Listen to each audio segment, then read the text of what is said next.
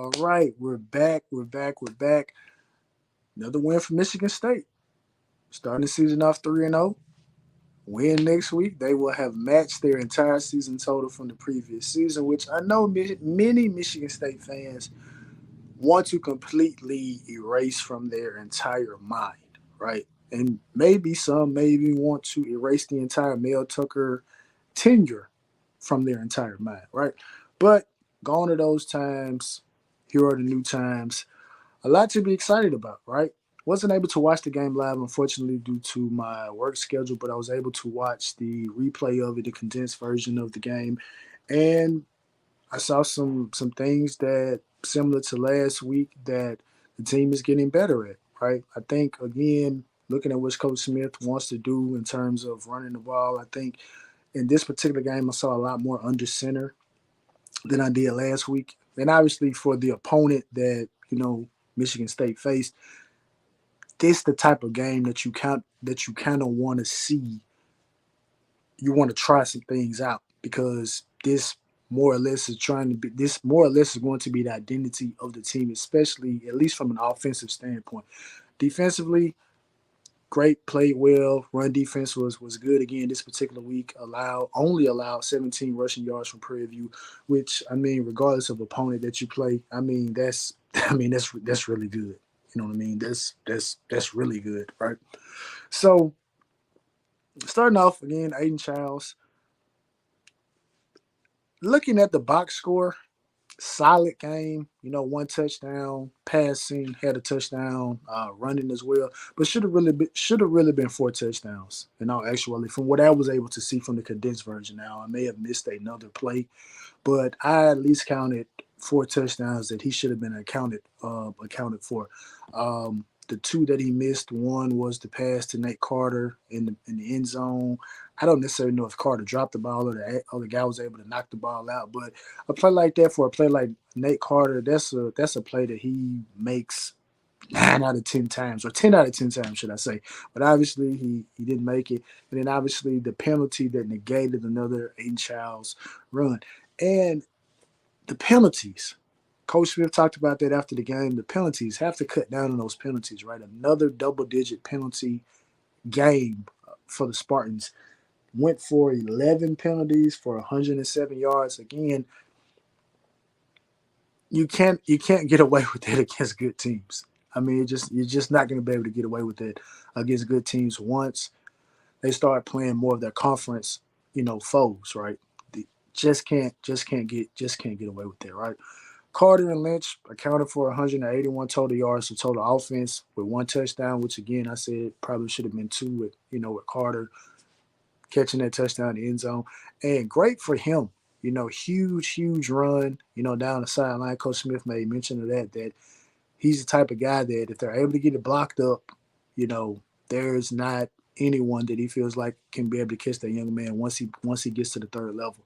So hopefully to see more plays like that moving forward. And I think we will. I did see some things that and it's been steady progress, right? I don't think the run game is exactly where they want it to be, and it may not get to where they want it to be, this first season, but you can kind of see that there's a point of emphasis on trying to get that done. And I like it, right? Aiden Childs, I think it was great just for the team in general, not just for him, but not to have any turnovers today, right?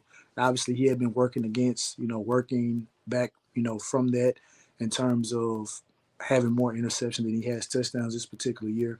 So that's good to kind of see that, he was able to hold on to the ball. I believe it was like I said, he went 17 for, 12 for 19. I know it was two passes that I did see him throw. That one he missed really high, and then the other one it looked like maybe a sense of some miscommunication or something like that.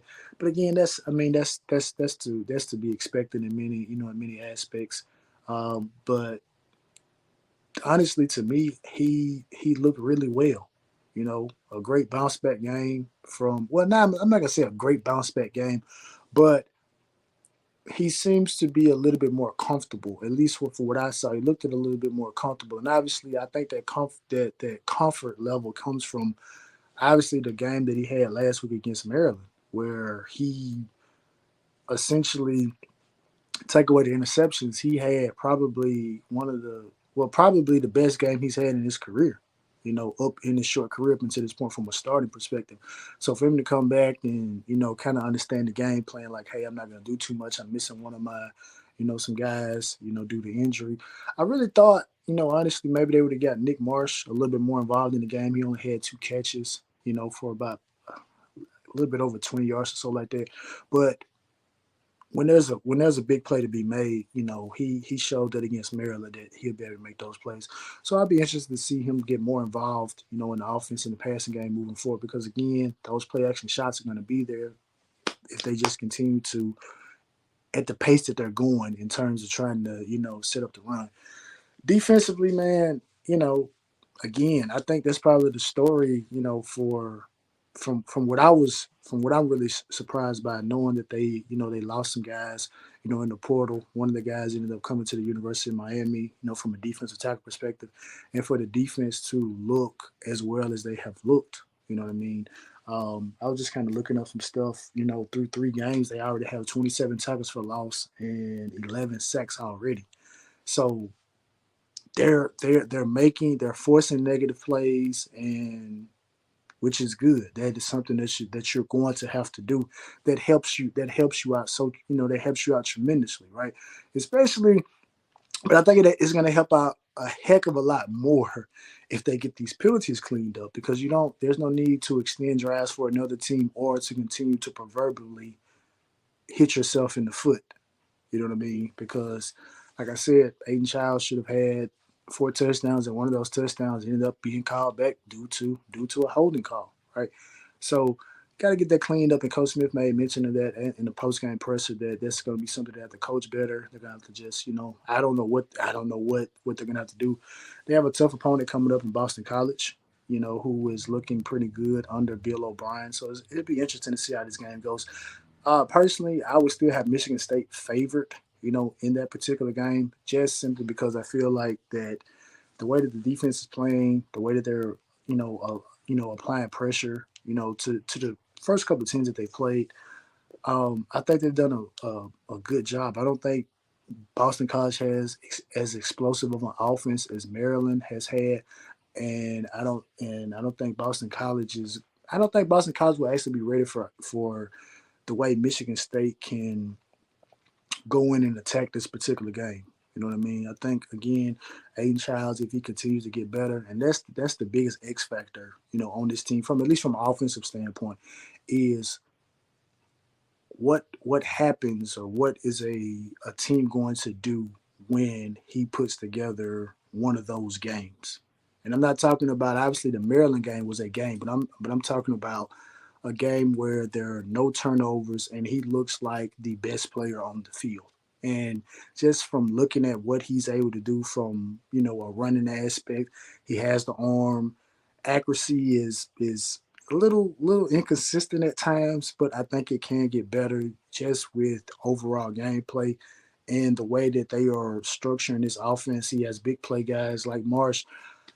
I think this could be one of those games where I do think that he takes takes another step. I do think he takes another step this upcoming game, and I expect for him to get a victory. And improve to 4-0 on the season, and that'd be great, man. You know what I mean? Because I think the win loss, I think the over under, as I said in the previous video, I think it was 4 wins. So for them to go ahead and match that the first couple of seasons, I mean, not the first couple of seasons, but the first couple of games, that'll be cause for a little excitement, right? Because for a little excitement, and I do think that if they're able to get 6 wins, I do think you could consider this first season an absolute success when you think about what you know this program and this fan base had to endure, last year, right? So I think that would be a success, and then obviously not to look too far into the future, but they do have a good assortment of young players on this team that are getting experience this particular year. So it does make Michigan State a very dangerous team going into next year. But it'll be interesting to see how this year plays out. But we want to just take this one game at a time. I don't want to put the cart before the horse, so to speak. But I'm personally, as an outsider, not just an actual Michigan State fan, but just enjoying what's going on with them. Man, I'm happy, man. You know what I mean? I'm happy. It's always good to commentate after, or to give a post game analysis, or just a reaction to a game after the team has won. You know, because you can kind of say, all right, we're kind of in a good mood, so we're not gonna try to bring too much negativity in it. But they are going to have to get those penalties cleaned up. I mean, they simply are, right. And like I said, it went a long way playing against Prairie View for them not to, for them not to have a turnover, right. So those two things are the things that once they get to the meat of the schedule, those two things have to be cut in half. They have to be reduced to as minimum as possible in order for them to remain in games, because I do think they have a formidable defense that in many aspects can do some good things.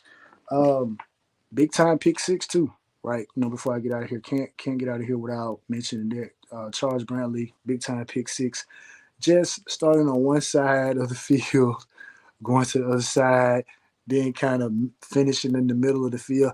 And the way that he ended the run, I almost thought, I said, the way the man tackled him, I said, man, he's going to be stopped at the one. He's going to take it away. But his momentum was able to carry him on into the end zone. And he was able to, have a pick six. And then to turn around and miss the extra point. You can't have that. Even though the game was pretty much in hand at that time, but you do kind of want to, you want to nail those extra points like that, especially a gimme like that.